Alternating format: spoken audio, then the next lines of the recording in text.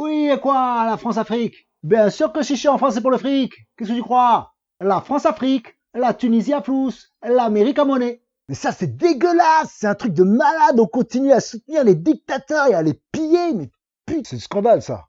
C'est pour ça qu'on est là. Ah, ça, c'est le grand drame que nous vivons depuis trop longtemps. Tous les politiciens qui se sont levés, tous les résistants à la France ont été éliminés. Tous les bons gars, vous les avez tués. Sankara, Kadhafi, Lumumba. Je connais pas bien le dossier, hein, mais je m'insurge, not in my name. Moi-même, je suis choqué quand je vais en France de voir à Paris autant de noirs. Mais ces gens-là ne sont pas là pour le beau temps. Oh non, ils sont là pour travailler, pour turbiner, pour aider la famille au pays. Si la France ne faisait pas cette politique de captation des richesses, nous ne serions pas là. C'est toujours pas fini, hein. La France-Algérie non plus. Bah ça, c'est vraiment affreux. Hein. Moi, j'ai honte d'être français. Non mais c'est horrible qu'on en soit encore là. Non mais c'est fou, quand je vois ça, mais j'ai honte d'être français. C'est une horreur.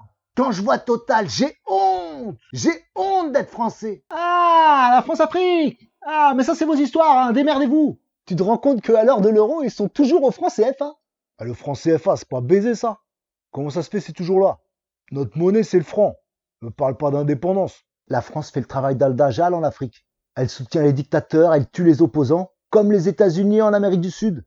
Bon, on pille les nègres, et alors? Est-ce que c'est comme s'ils savaient utiliser toutes les richesses de leur terre? Hein? Écoutez, je comprends qu'on s'insurge contre le précaré français en Afrique. Mais est-ce que les Africains sont capables de s'administrer eux-mêmes?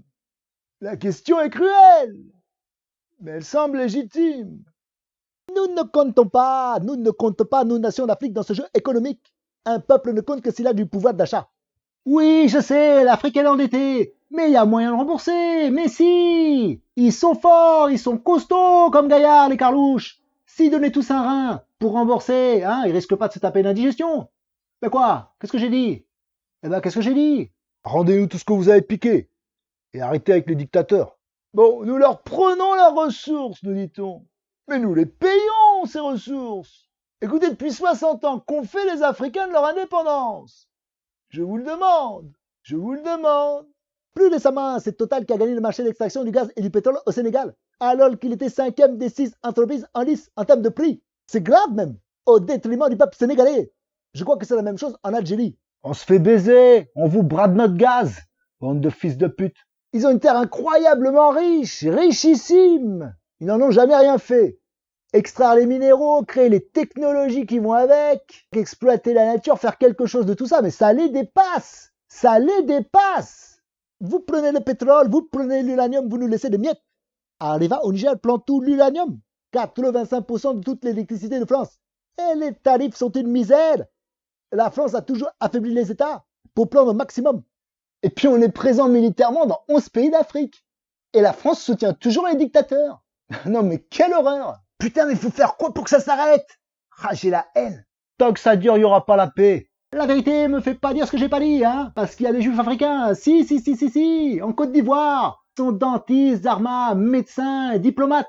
Savez-vous qu'en 2004, à Abidjan, en Côte d'Ivoire, lors de manifestations populaires contre la présence française, 2 snipers israéliens vêtus de l'uniforme de l'armée française ont ouvert le feu sur la foule des manifestants et ont tué et blessé grièvement des hommes, des femmes et des enfants innocents.